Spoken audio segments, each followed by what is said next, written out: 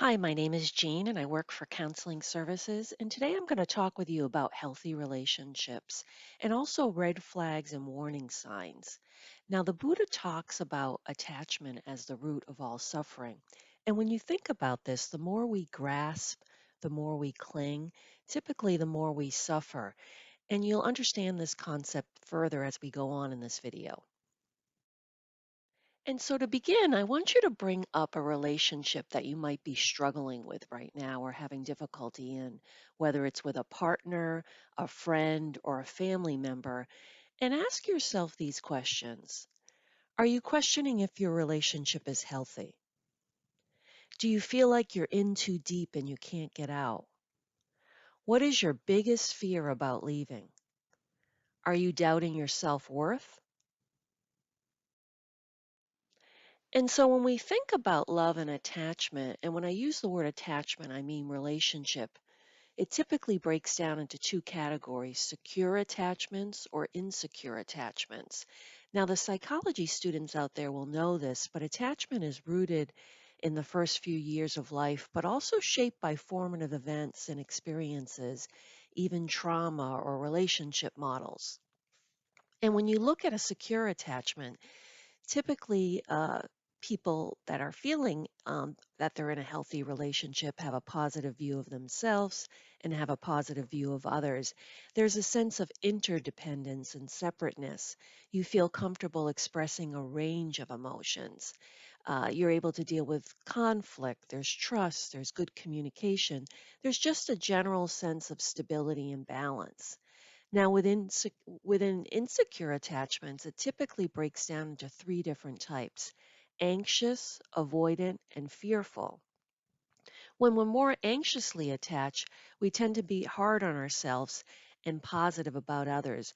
We feel dependent and we tend to cling. This often creates a lot of emotional highs and lows and even conflict. And sometimes you can be quite aggressive when you feel like you're at risk of losing someone.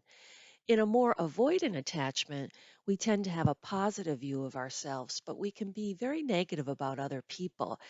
There's a lot of bravado.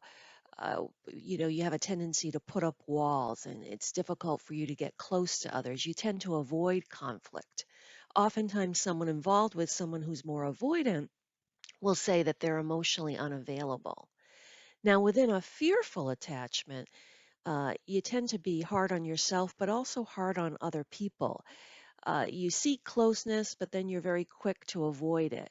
So this can be more disorganized and chaotic. You often see this in more toxic combinations or abusive relationships. But the good news is it's never too late to develop a secure attachment. So no judgment here. Dr. Dan Siegel in California, he's a psychiatrist and he talks about earned secure attachment at any age. So say for example you're more anxiously attached and you're involved with someone who's more avoidant, obviously that's going to create conflict. But if you both recognize it and work on the issues, you can grow and develop into a secure and healthy relationship. The important thing, though, is to know when the scale has really tipped and maybe your relationship has become abusive. And I like this graphic here in black and white because sometimes when we see a visual like this, it can really help to expand our perspective. And this is the power and control wheel, and it's been modified for college. So if you see yourself in a few of the slices of the pie here, one, two, or even more, you probably want to consider getting some support from a friend, a family member, or professional. So, when thinking about an abusive relationship, you want to think about, are you being put down a lot? Is there a lot of blame and guilt being tossed around? Is your partner using technology to track you?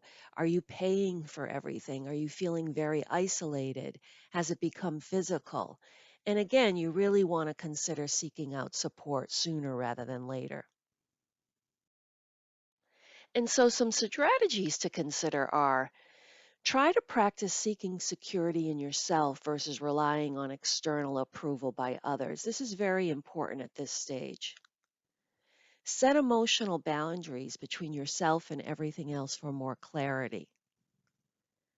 Surround yourself with people that bring you up, not down. Be selective. Try practicing non attachment. Now, I know that's a mouthful, and it doesn't mean being detached. It simply means that your happiness is no longer defined by something outside of you. It's essentially the practice of presence. You feel freer, you feel lighter. And again, if you're feeling really stuck or are in an abusive relationship, consider seeking out professional support and resources. And the next slide will show you how to do that at counseling services on campus. So thanks very much for listening and take care.